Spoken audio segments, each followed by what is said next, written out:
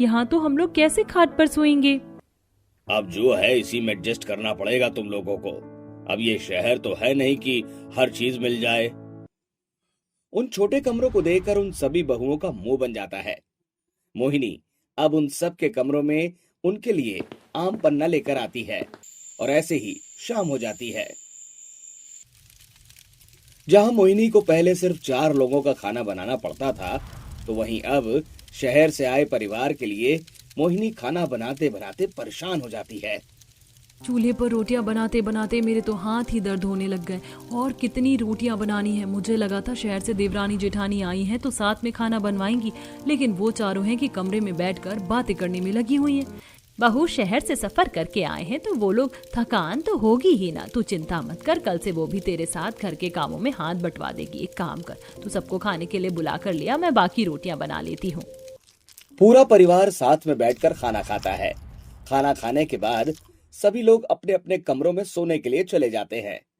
लेकिन शहर से आए इस परिवार को गर्मी में गांव में नींद नहीं आती। बहुत गर्मी लग रही है, एसी चलाओ ना। आप तो जानते हो ना कि मुझे बिना एसी के नींद नहीं आती। बेटा तुम एसी की बात कर रही हो, यहाँ एक कूलर तक नहीं है। ये पंखा भी मर मर के चल रहा है, ना जाने कहाँ ले आए हैं हमें। ये कैसे गुजारेंगे सारी रात इस गर्मी में? सभी अपने अपने कमरों में गर्मी से परेशान हो रहे होते हैं। तभी कमलेश गांव के वाटिका से फर्राटेदार पंखे लाकर अपने बहू बेटों के कमरे में लगा देता है। अरे बच्चों, अब तुम सब आराम से सो जाओ। जानता हूँ कि तुम लोगों को बिना एसी कूलर की आदत नहीं है। अब कूलर का इंतजाम तो मैं कर नहीं पाया, लेकिन इस पंखे में भी तुम सबको आराम से नींद आएगी।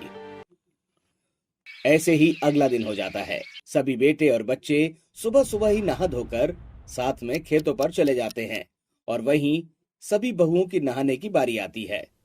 ओ गॉड, ये क्या बाथरूम है? कितना ज्यादा छोटा है और यहाँ तो टाइल्स भी नहीं है, और तो और शावर भी नहीं है। यहाँ तो मैं बिना शावर के कैसे नहाऊंगी?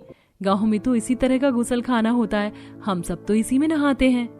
तुम शुरू से ही गांव में पली बड़ी हो, शादी के बाद भी गांव में ही रही हो, कभी तुम शहर आई हो? जब शहर आना हो ना तो सबसे पहले हमारे घर आना, हम बताएंगे तुम्हें कि बाथरूम क्या होता है। शहर से आई जेठानी देवरानी का ये रवैया मोहिनी को बिल्कुल पसंद नहीं आता, लेकिन वो उनसे कुछ नहीं कह पाती। अब सभी बहुएं एक एक करके नहा लेती हैं और अब सभी एक साथ आम के बगीचे में जाती हैं।